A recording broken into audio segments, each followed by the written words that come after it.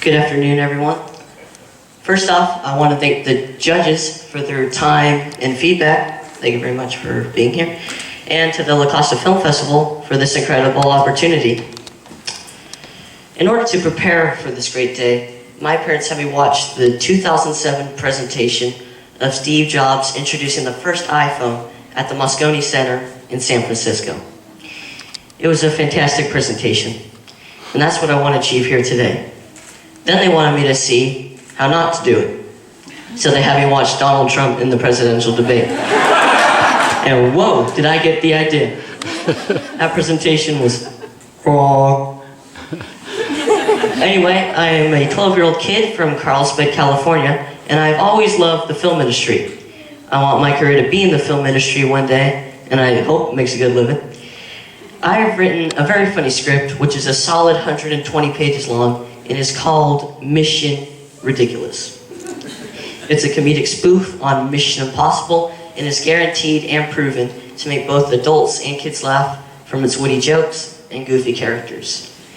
It's set in a bizarre spy world of weird codes to get into secret places, a rapper who makes funny, witty raps about every scene, and from time to time, an enhanced rap version of the Mission Impossible theme song comes on, and everyone in the cast stops what they're doing and starts doing goofy but darn funny dances that always end in an awkward moment when they realize how stupid they look and they try to get back to business. They cannot resist the urge to dance and look stupid. In the story, the lowest ranking CIA agent named Cretin, who the CIA considers lower than a meter maid, is sent on a mission as a last available choice with his team Miss Phelps, who walks, talks, and acts like a man, but everyone calls him Miss Phelps, a goofy character named Whack, another goofy character named Banana, Floopy, who shows up at the oddest times doing the funniest things in the background, Harry, Clary, and Sarah. Their mission, should they choose to accept, is to stop Professor Jerk. Professor Jerk has intercepted half of Europe's agents' code names, and they have to stop him from also intercepting the mysterious thingy, which translates the agents' code names to the real names, so they could be exposed by Professor Jerk on YouTube. As for Professor Jerk, he has a leader of crime, rejection Mexican, and an assistant, Tubby. I just want to add one thing before we go.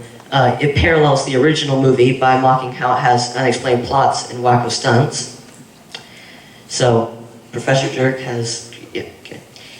So, when Cretin's team is set up at a party to stop Professor Jerk, everyone except Cretin meets their demise in various funny ways because of a mystery man whose identity is revealed later in the movie. Cretin then calls the CIA for help, and the CIA believes he is a mole and tries to arrest him. But he escapes and is forced to go rogue.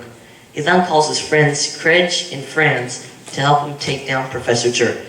With this new team, Cretin finds different clues in different areas along the way, and they eventually bring him to Professor Jerk's cave. Through some stunts, Cretin and Franz catch Professor Jerk and live happily ever after. Except, there are two big twists, which change everything. I always imagined that Cretin's character would sound something like this. Ooh, stop it, baby. You got me blushing. And here's a sample of some of the humor in the movie.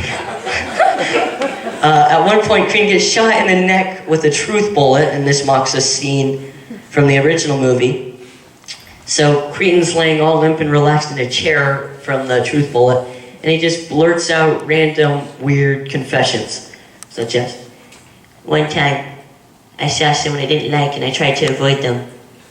Then I realized I was looking into a mirror. I got a date to my high school prom, but my mom left halfway through it. When I was a child, I was my next-door neighbor's imaginary friend.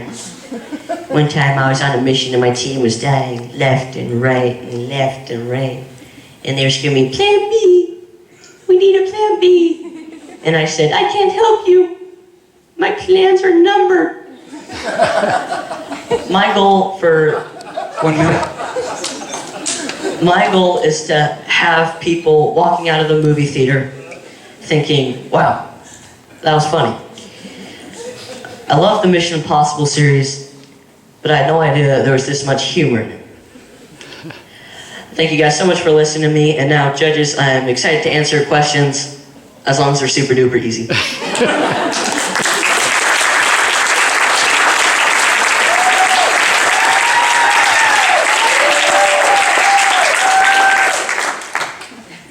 You know, there's nothing that Hollywood loves more than youth. I always think that I'm going to get chased out of the business by 20-somethings, and now I'm afraid it's going to be 12-year-olds. Good for you for coming up here and doing that. You told the story really well. Thank you.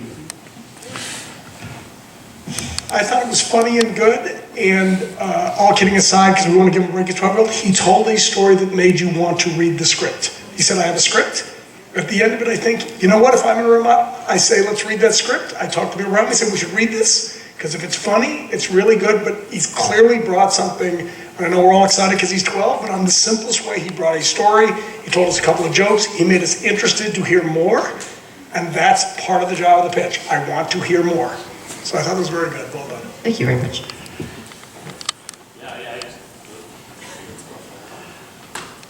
I just think if half the people that I meet were as coherent as that, we'd be doing much better in Hollywood. So just keep at it and talk to you after. Thank you.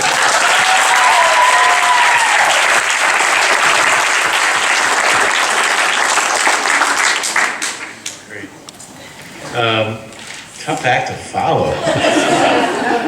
Charles is probably a little older than 12.